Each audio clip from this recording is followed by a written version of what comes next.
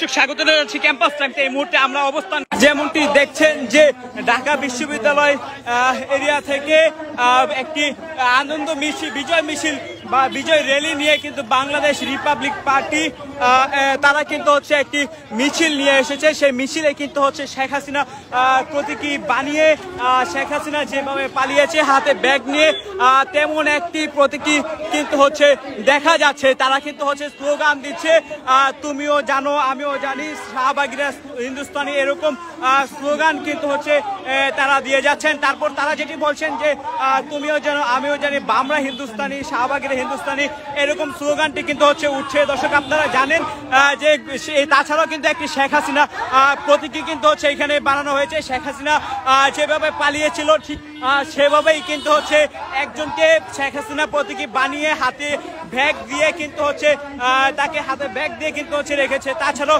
কিছুক্ষণ পর পরই কিন্তু হচ্ছে তাকে ধাওয়া করা হচ্ছে।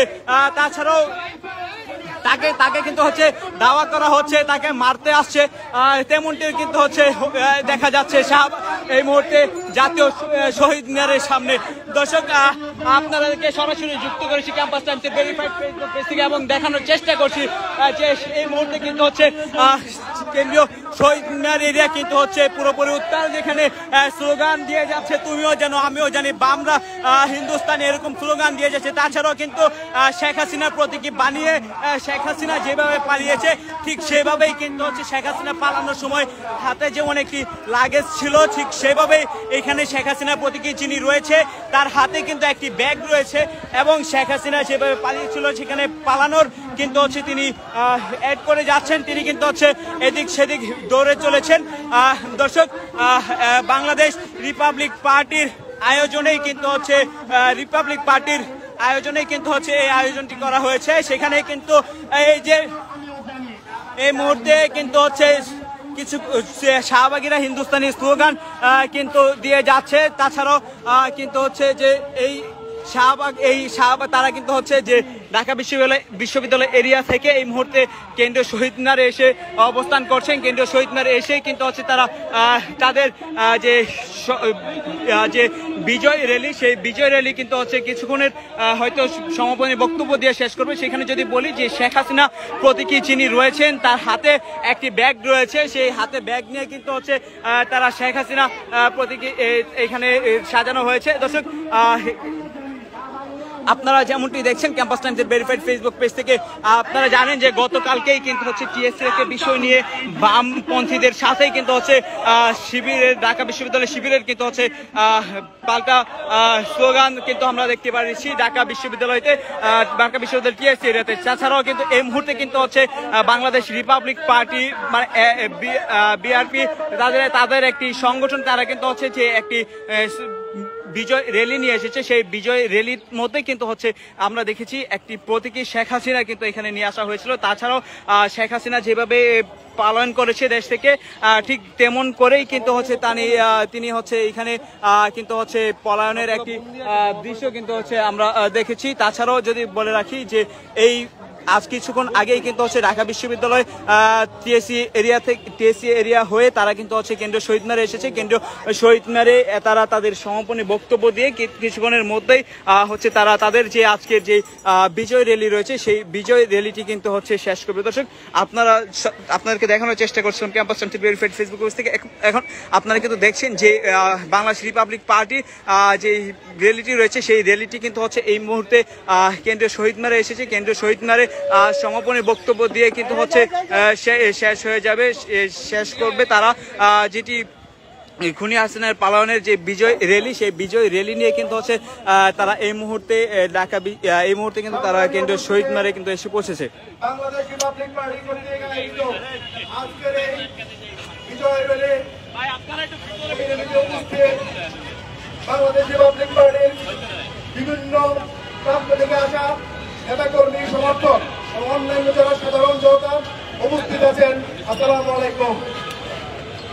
আমরা জানি 2024 সালে 5 আগস্ট শেখ হাসিনার পতনের মাধ্যমে বাংলাদেশে অনুষ্ঠিত একটি গণঅভ্যুত্থানের পূর্ণাঙ্গ রূপ পায়। সেই পূর্ণাঙ্গ রূপকে ফুটিয়ে তোলার জন্য আমরা আজকে প্রায় 1 বছর পরে বাংলাদেশ রিপাবলিক পার্টি একটি বিজয় র্যালি এবং পথনাট্য আয়োজন করেছে।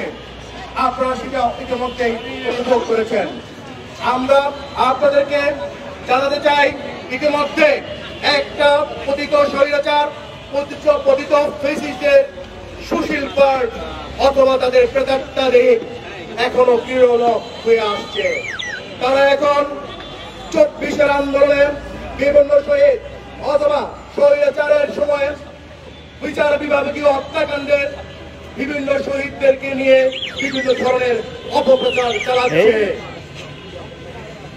আমরা বাংলাদেশ রিপাবলিক পার্টির থেকে স্পষ্টভাবে বলে দিতে চাই, 1971 সাল থেকে শুরু করে 2024 পর্যন্ত আন্দোলনের মাধ্যমে যত ব্যক্তি অথবা স্বৈরাচারের শাসনের কোপানোর উপরে যারা আহত এবং নিহত হয়েছেন তাদেরকে বাংলাদেশ রিপাবলিক পার্টি শ্রদ্ধা করে স্মরণ করছে।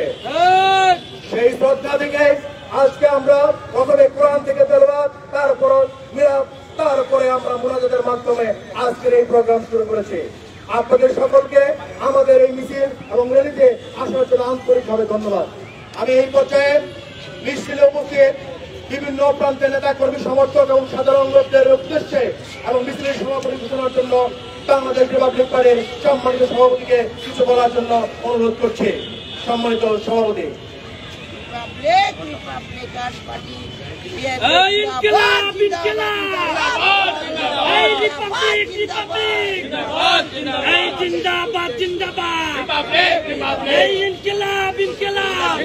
আপনাদেরকে সরাসরি যুক্ত করেছি ক্যাম্পাস ভেরিফাইড ফেসবুক পেজ থেকে এবং দেখানোর চেষ্টা করছি যে বাংলাদেশ রিপাবলিক পার্টির আয়োজনে যে খুনি হাসিনার পলায়নে বিজয়ের র্যালি কিন্তু তারা করছেন। সম্মানিত নেতাকর্মীবৃন্দ, উপস্থিত প্রিন্ট এবং ইলেকট্রনিক মিডিয়ার ভাই এবং বোনেরা সহ আরো অন্যান্য সকল উপস্থিতিকে এইখানে উপস্থিত হওয়ার জন্য আমার আন্তরিক শুভেচ্ছা এবং অভিনন্দন জানিয়ে আমার বক্তব্য শুরু করছি। সম্মানিত উপস্থিতি, আপনারা জানেন 24 পরবর্তী বাংলাদেশের 1 বছর পূর্ণ হয়েছে। এই 1 বছর আগে স্বৈরাচারী শাসক জালিম শেখ হাসিনা তার দলবল সহ সুটকেস এবং ব্যাগ নিয়ে পলায়ন করেছে। আজকে যারা এই হাসিনাকে দেশ ত্যাগ করতে বাধ্য করেছে এই সব আন্দোলনকারীদের আমি কৃতজ্ঞতা জানাচ্ছি। আমরা প্রথমে আমাদের এই আন্দোলনের শহীদ ভাইদের আত্মার মাগফিরাত কামনায় প্রথমে আমরা মিলাদ মাহফিল এবং কোরআনকারী করেছি। এরপরে একটি পথনাট্যের মাধ্যমে যে আনন্দ র্যালি করছি, এতে জনগণের যে স্বতঃস্ফূর্ত অংশগ্রহণ আমাকে অভিভূত করেছে। আপনারা জানেন, পতিত স্বৈরাচার চলে গেলেও নতুন করে তার কিছু অনুসারী যারা গত 24 বছরেও জুস খেয়েছে, এখন আবার এই সরকারের সাথেও মিলে জুস খাচ্ছে এবং পরবর্তীতেও জুস খাবার চিন্তা করছে। তারা এই যে 15-16 বছরে নির্যাতিত নিপীড়িত মুসলিম বিভিন্ন নেতৃবৃন্দর নামে আবার সেই ট্যাগিং শুরু করেছে। এই ট্যাগিং এর রাজত্ব, এই ট্যাগিং এর রাজনীতি আর বাংলাদেশে কখনোই চলতে পারে না। এই স্বাধীন বাংলাদেশে এইটা কখনোই কাম্য না। 1971 পরবর্তী সালে এতগুলো বছর শেষ হয়ে গেলেও আমরা আমাদের কাঙ্ক্ষিত জয়ের যে অনুভূতি, যে আকাঙ্ক্ষা, সেই আকাঙ্ক্ষা এখন আমরা দেখতে পারি নাই। আমরা ইন্ডিয়ান গভর্নমেন্টের কাছে একটা প্রত্যাশা ছিল যে তারা বিচার সংস্কার করে তারপরে নির্বাচনের দিকে আগাবে, কিন্তু আমরা কি দেখলাম? এখন পর্যন্ত কোন ধরনের